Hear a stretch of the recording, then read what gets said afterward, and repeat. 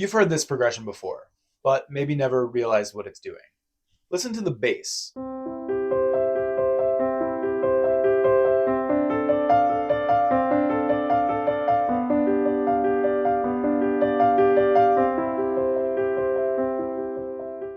It falls down into the third chord, and then it pushes right back up to where it started. This isn't random motion. It's a chain of self-fulfilling resolutions that locks the harmony into a loop, a self-resetting harmonic pattern that always returns to one. Bach gives us an unusually clean demonstration of how this loop works. So let's simplify the texture and watch the voice leading.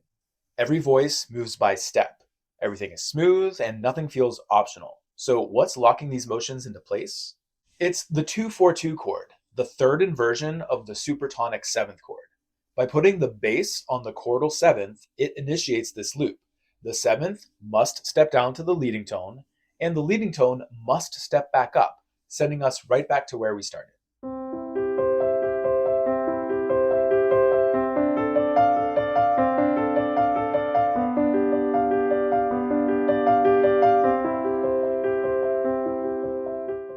That's the pattern, and Bach's opening shows us one very clean way of voicing it. Now, initiating a self-fulfilling progression that ends where you started might sound restrictive, but that's exactly why this progression works so well at the start of a piece.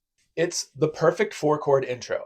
In four chords, it establishes the key, expands away from the tonic, and returns, all without committing to a cadence. It's enough motion to set up the sonic landscape, but not so much harmonic motion that it competes with what comes next. Bach's C major prelude shows us exactly how to voice it. The progression is 1, 2-4-2, 5-6-5, and back to 1. All the upper voices move up from 1 to 2-4-2, and all four voices move by neighbor motion.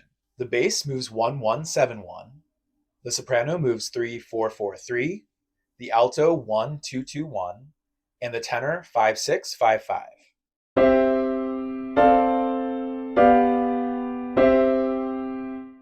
And it works equally well in minor keys.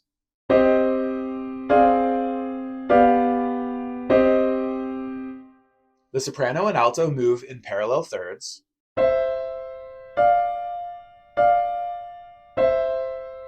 The soprano resolves the seventh of the 5-6-5 chord, and all four voices end up exactly where they started. This works beautifully as long as the upper voices are ordered correctly. If the first chord starts with its fifth above its root, you'll get parallel fifths between the first two chords. But in this spacing, the parallel fourths are totally fine.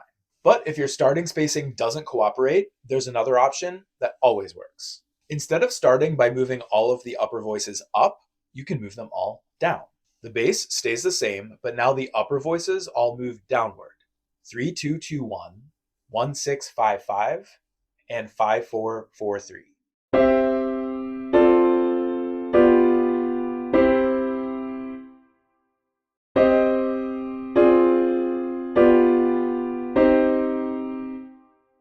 Nothing else changes. The harmonic loop and the bass line are identical. Only the upper voices' paths into 2-4-2 are different. Because there's no upward motion, the potential parallel fifths disappear, the upper voices can be in any order, and they end up lower than where they started. And here, two of the upper voices are in parallel sixths.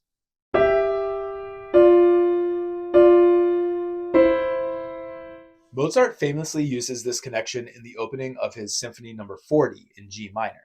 The texture is much more complex, a sweeping violin melody in octaves over churning viola chords. But when the harmony actually changes, the voice leading follows this exact pattern.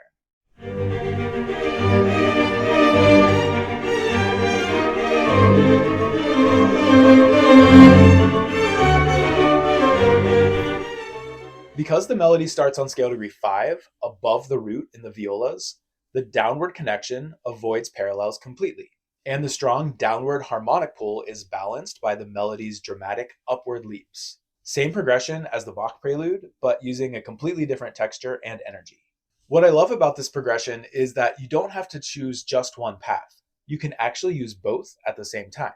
Haydn does exactly that in the opening of his Farewell Symphony, No. 45. Same progression, but different instruments take different paths between the chords, with some voices moving up, some moving down, some staying on the same note, all over the same bass line as before.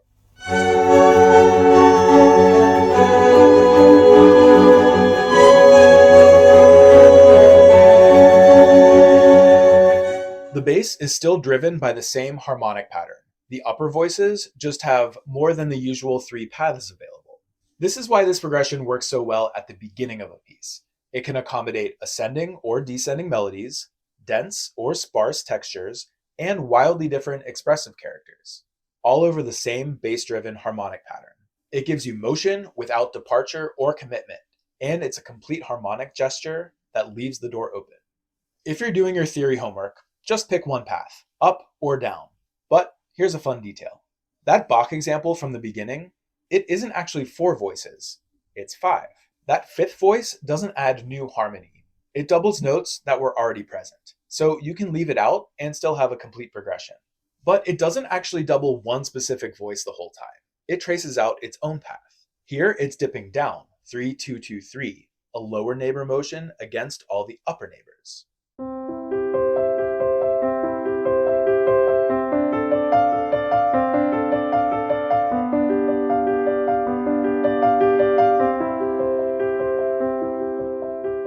So even Bach is already combining both ideal solutions and still avoiding parallel fifths in a 5-voice texture. Pretty neat. So 2-4-2 sends us down a very specific but flexible path. How does that compare to the other inversions of 2-7? 2-6-5 sets up perfect authentic cadences by harmonizing a 2-1 melodic close. 2-4-3 sets up half cadences and imperfect authentic cadences, where the melody doesn't close on 1, and 2-4-2 doesn't cadence at all.